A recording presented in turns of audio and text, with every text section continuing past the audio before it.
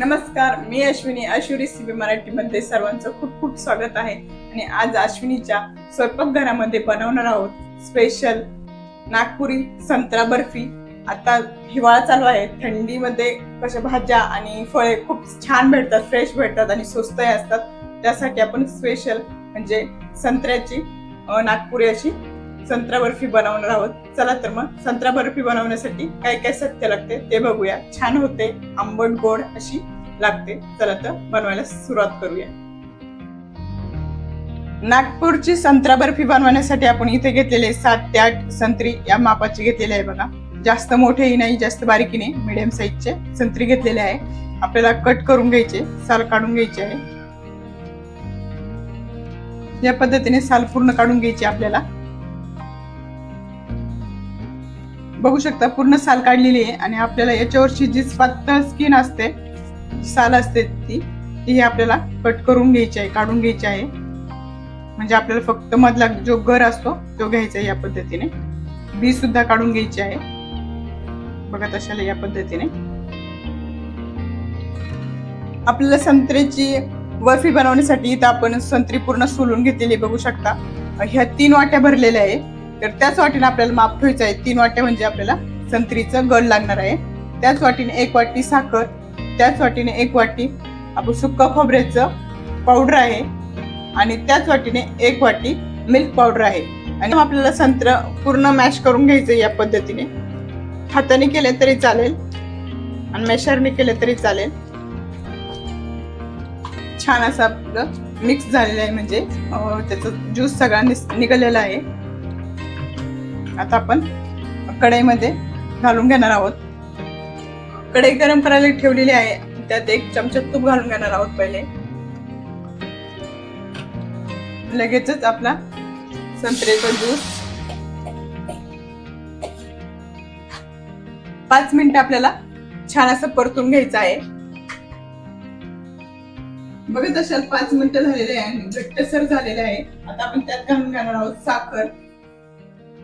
साखर पुन्हा आपल्याला शिजवून घ्यायचं आहे साखरेमध्ये 5 मिनिटं. मिश्रण शिजत आहे, साखर टाकून घेतलेले आपण. तोपर्यंत पुढची तयारी करून घेऊया. एक प्लेट घेऊन त्याला आपण तूप लावून घेऊया. आणि नवीन असाल तर नक्की आपल्या चॅनलवर जाऊन सबस्क्राईब करून घ्या. थोडासा फ्रूट कलर टाकून घेत आहे, म्हणजे कलर छान येईल. ऑप्शनल आहे, टाकायचं असेल तर. साखर टाकल्यानंतर ही 5 मिनिटं झालेली आहे आणि मस्त घट्टसर असंपणा झालेला आहे, म्हणजे एकूण 10 मिनिटं झालेले आहे.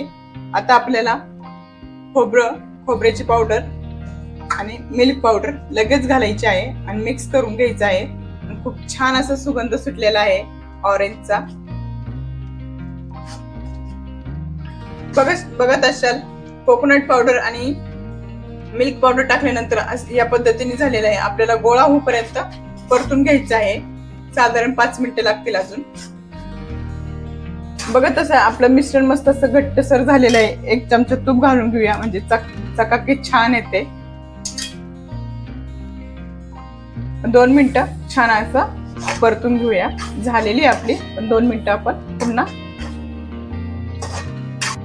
बघत असेल छान असा गोळा झालेला आहे 2 मिनिटांनंतर. आता आपण गॅस बंद करून आपल्या थाळीमध्ये काढून घेऊया, ज्या थाळीला आपण तूप लावलेलं होतं.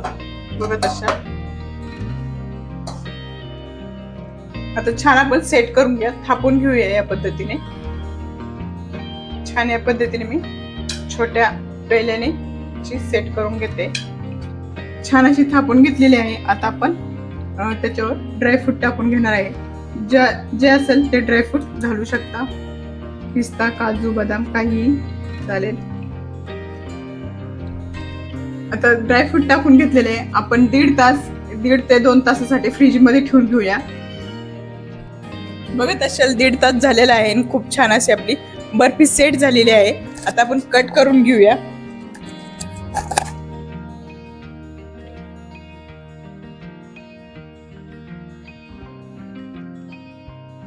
एकसारखे पीसेस आपल्याला कट करायचे आहे.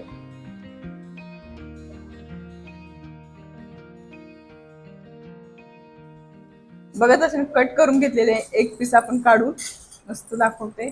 बघू शकता खूप छान अशी बर्फी आपली तयार झालेली आहे, खूप छान अशी झालेली आहे। आणि व्हिडिओ आवडल्यास लाईक करा, शेअर करा, चॅनेलला सबस्क्राईब करा। अशाच नवीन रेसिपी संग पुन्हा भेटूया, तोपर्यंत स्वस्त राहा, मस्त राहा आणि मेन म्हणजे आपले व्हिडिओ बघत राहा। बाय सर्वांना।